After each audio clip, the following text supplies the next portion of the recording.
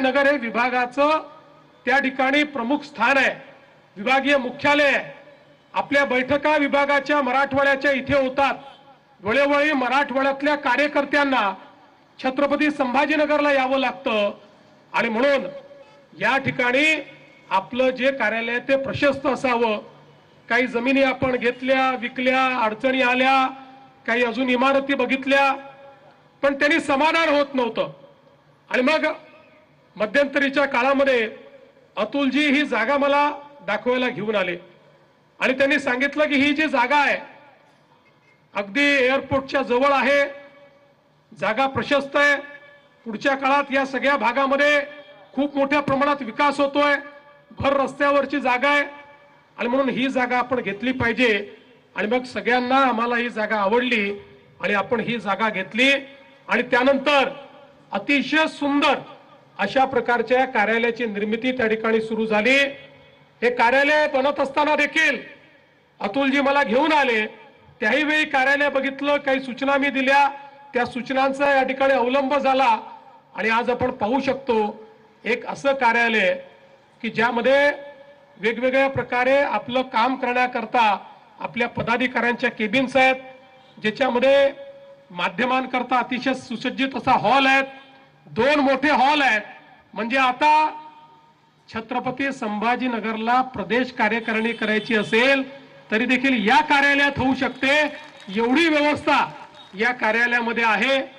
विभागीय बैठकी या ठिकाणी होऊ शकतात, आपली बोर्ड रूम त्या ठिकाणी आहे, सर्व प्रकारच्या बैठकी होऊ शकतात।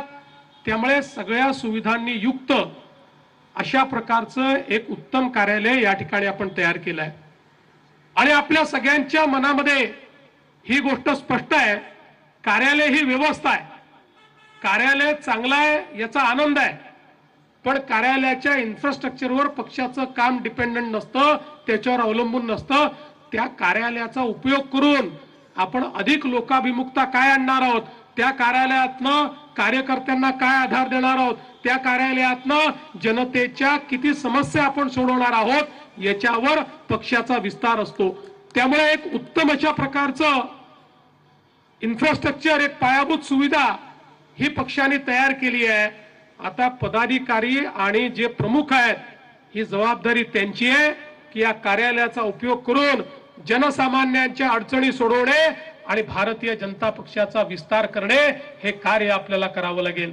आज आपण पाहतोय मराठवाड्यामध्ये मोठ्या प्रमाणात आपल्या सरकारने मागच्याही काळामध्ये अनेक चांगली कामं केली, विशेषतः छत्रपती संभाजीनगरमध्ये मागच्या काळात आपण जो सगळ्यात महत्त्वाचा प्रश्न होता पिण्याच्या पाण्याचा, 1680 कोटी रुपयाची योजना ही त्या काळामध्ये आपण मंजूर केली, त्याचं काम आपण सुरू केलं। मला कधी कधी आश्चर्य वाटतं की इथले आमचे राष्ट्रवादी म्हणजे शरद पवार, उबाठा आणि काँग्रेसचे लोक हे कशा प्रकारचे लोक आहेत, म्हणजे कधी कधी यांना लाजही वाटत नाही की यांनी आपण मंजूर केलेली योजना, जी योजना मंजूर करत असताना 800 कोटी रुपयाचा भार हा महानगरपालिकेवर येत होता। हे सगळी मंडळी माझ्याकडे आली, मला म्हणाली की 800 कोटी रुपयाचा भार आमची महापालिका सहन करू शकत नाही।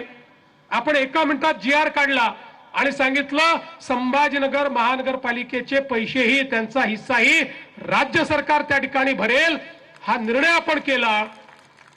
आणि आता हे जे आंदोलन करणारे लोक आहेत, या लोकांचं सरकार आल्याबरोबर पहिला निर्णय यांनी काय केला, तर पहिला निर्णय यांनी केला आपण घेतलेला निर्णय बदलून ते 800 कोटी रुपये संभाजीनगर महानगरपालिकेने भरावे असा निर्णय केला आणि ती योजना पूर्ण थांबवली। 2-2.5 वर्ष